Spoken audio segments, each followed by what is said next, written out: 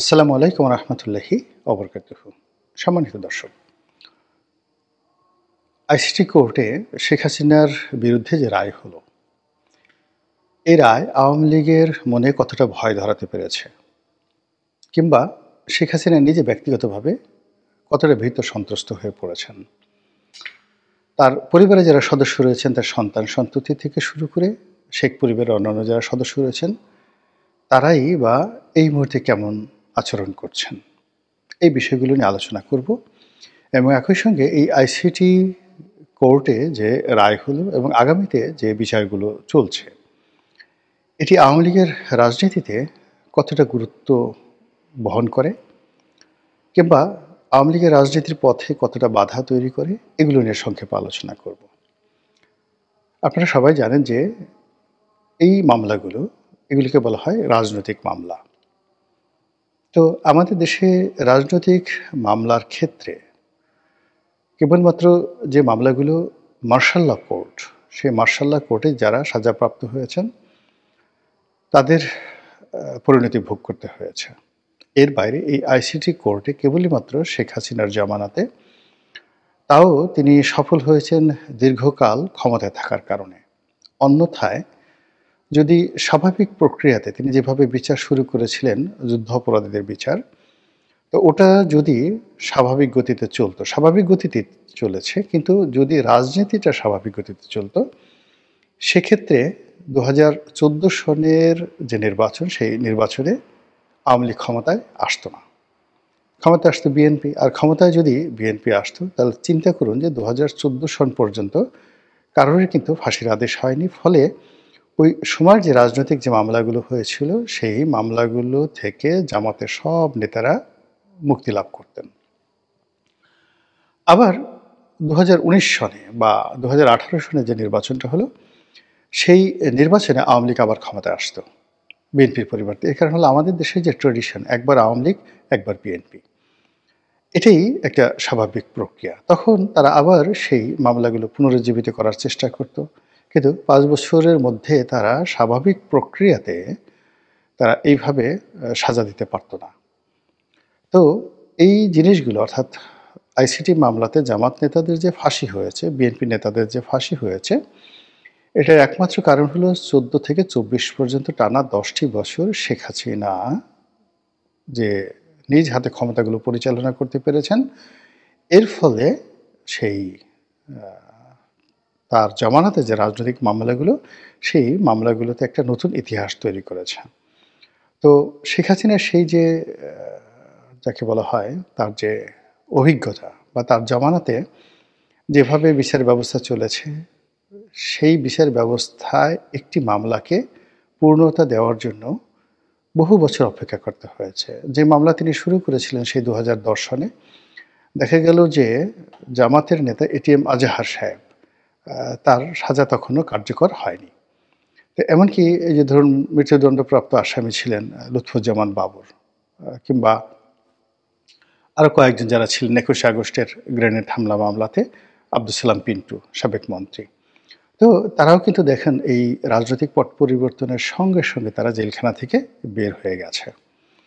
তো এজন্য যেটা বর্তমান সরকার, তারা যেটা করছেন, তারা খুব দ্রুত এবং তাড়াতাড়ি তাদের তথ্য প্রমাণ সহকারে এই বিচারগুলো নিষ্পন্ন করার চেষ্টা করছেন। এবং যেহেতু যারা পলাতক আছেন বা যারা অনুপস্থিত আছেন, দেশের বাইরে আছেন, তারা জানে যে তাদেরকে কিছু করা যাবে না, কিন্তু তাদের কবজাতে যারা আছেন, যেমন সালমান এফ রহমান আছেন, জুনায়েদ আহমেদ পলক আছেন, দীপুমণি আছেন, তারপরে সাবেক আইনমন্ত্রী, দুজন আইনমন্ত্রী, একজন সেই অ্যাডভোকেট কামরুল এবং অ্যাডভোকেট আনিসুল হক।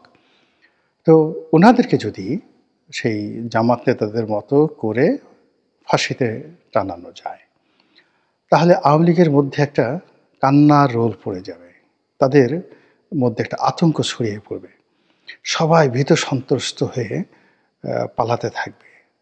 যে জুলুম এবং অত্যাচার বা যে বিরূপ পরিস্থিতি জামাত মোকাবেলা করতে পেরেছে, তার ১০০ ভাগের ১ ভাগও আওয়ামী লীগের নেতাকর্মীদের পক্ষে এই মুহূর্তে সেটা মোকাবেলা করা সম্ভব না। এর কারণ হলো প্রায় ১৫ বছরের একটি অভ্যাস। তারা ধমক দিতে অভ্যস্ত, ব্যবসা-বাণিজ্য ছিনিয়ে নিতে অভ্যস্ত। অভাব কাকে বলে, অভিযোগ কাকে বলে, তারা সেই জিনিসগুলো দেখেনি। ফলে এই যে রাজনৈতিক পট পরিবর্তন, এই পট পরিবর্তনে এখন তাদের সবার মধ্যে রীতিমতো হাহাকার তৈরি হয়েছে। দেশের বাইরে যারা পালিয়ে গেছেন বা চলে গেছেন, তাদের সংখ্যা খুব অল্প। এবং যারাই গেছেন তারা আমাদের দেশের যে রাজনীতি, সেই রাজনীতির যে ইতিহাস, তাতে করে একবার যদি কেউ পালিয়ে যান, দ্বিতীয়বার সে রাজনীতিতে পুনর্বাসিত হতে পারে না। এমনকি দেখুন বিএনপির যে সকল নেতা বা নেত্রী, তারা গত ১৫টি বছরে পালিয়ে গেছেন, তারা কিন্তু রাজনীতিতে নেই। এবং ২-১ জন ফেরত এসছেন, যারা সেই ২০০৬ থেকে ২০০১ থেকে ২০০৬ পর্যন্ত অত্যন্ত গুরুত্বপূর্ণ ভূমিকা পালন করেছেন। বেগম জিয়ার খুব কাছের ছিলেন, কিন্তু তারা পালিয়ে গেছেন। তারা বাংলাদেশে এসেছেন, কিন্তু মূলধারা রাজনীতিতে তারা কেউ ফিরতে পারছেন না। বাংলাদেশে বিএনপি রাজনীতি তারাই করছেন যারা বাংলাদেশে ছিলেন, জেল জুলুম হুলিয়া অত্যাচার ভোগ করেছেন। অন্যদিকে জামাতের লোকগুলো পালিয়েছিলেন ঠিকই, কিন্তু তারা দেশের বাইরে যাননি। ফলে বাংলাদেশের যে আবহাওয়া, প্রকৃতি এবং পরিবেশ তাদের মুখস্থ, এবং তারা এই ক্ষেত্রে তাদের যে এক্সপার্টিস, বিশেষজ্ঞতা, সেটা বিএনপির চেয়ে বেশি। ফলে দেখুন পরিবর্তিত একটা পরিস্থিতিতে সবচেয়ে ভালো পারফর্ম করছে জামাত। সেটা ভালো হোক মন্দ হোক, সেটা তাদের প্রতিপক্ষ বলতে পারবে, কিন্তু কৌশলতা, কর্মকৌশলতা, অ্যাচিভমেন্ট এবং দক্ষতা এবং সমাজের উপর প্রভাব প্রতিপত্তি স্থাপনের ক্ষেত্রে এই মুহূর্তে জামাতের কোনো বিকল্প নেই। তো সেই দিক থেকে আওয়ামী লীগের যে সকল নেতারা দেশের বাইরে পালিয়ে গেছেন, প্রথমত ধরে নিতে হবে যে তারা রাজনীতিতে ফিরে আসছেন না, ফিরে আসার সম্ভাবনা খুব অল্প। দ্বিতীয়ত, যারা বাংলাদেশে অবৈধ টাকা উপার্জন করেছেন, এখন টাকার একটা অংশ বিএনপিকে দিচ্ছেন বা অন্য জামাতকেও দিচ্ছেন হয়তো কেউ কেউ, তারপরে কোনো মতে বর্ণচোরা হয়ে, রাজ সাক্ষী হয়ে নিজেদের পিঠ বাঁচানোর চেষ্টা করছেন, এদের রাজনৈতিক ভবিষ্যৎ শেষ। অন্যদিকে আওয়ামী লীগের যে সকল সাধারণ নেতাকর্মী যারা রয়েছেন, তারা নেতৃত্বের মূল ফর্মে আসতে যদি সব কিছু স্বাভাবিকভাবে থাকে, তাহলে অ্যাটলিস্ট ১২ থেকে ১৫ বছর লাগবে নতুন একটা নেতৃত্বের অবস্থা তৈরি করার জন্য। এটা হলো স্বাভাবিক। এখন যেই জিনিসটি বর্তমান সরকার বা এখন যারা রাজনীতি পরিচালনা করছেন পর্দার আড়ালে থেকে কিংবা ডিপ স্টেট পলিসির থিওরি অনুযায়ী, তারা যে কাজটি করছেন সেটি হলো বিদেশে যারা আছেন তারা যেন হতোদ্যম হয়ে পড়েন, এবং তাদের হাতে যে অর্থ রয়েছে, বিত্ত রয়েছে, তারা যেন কোনো অবস্থাতেই আওয়ামী লীগের বাংলাদেশে যে সকল লড়াকু সৈনিক রয়েছে তাদের পেছনে বিনিয়োগ করতে না পারেন। এটা হলো এক কাজ। ২ নম্বর হলো যে আগামীতে আওয়ামী লীগের যারা নেতৃত্ব রয়েছেন সেই সকল নেতৃত্ব যেন মূল ধারা রাজনীতিতে আসতে না পারে, ফ্রন্টিয়ার লাইনে এসে তারা যেন তাদের প্রতিপক্ষ বিএনপি এবং জামাতের জন্য হুমকি হতে না পারে, এই জন্য তাদের মনে ভয় ধরাতে হবে। আর এই ভয় ধরানোর জন্য এই যে শেখ হাসিনার বিচার, আর অন্যদিকে যাকে বলা হয় জেলখানাতে যারা আছেন তাদের বিচার তারা খুব দ্রুততার সাথে করতে চাচ্ছে ভয় ধরিয়ে দেওয়ার জন্য।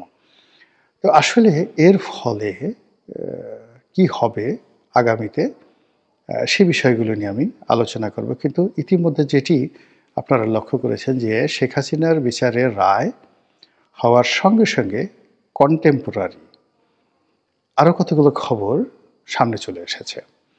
সেটি হলো রিফাইন্ড আওয়ামী লীগ, অর্থাৎ শেখ হাসিনা রায় হয়েছে, তার ফাঁসির আদেশ হয়েছে, কাজেই তিনি আর রাজনীতিতে আসছেন না, তার যে অধ্যায়, তার যে চ্যাপ্টার, এটা ক্লোজ হয়ে গেছে। এখন নতুন একটা রিফাইন্ড আওয়ামী লীগ হবে। সে আওয়ামী লীগ কে করবে? সে আওয়ামী লীগের নাম আসছে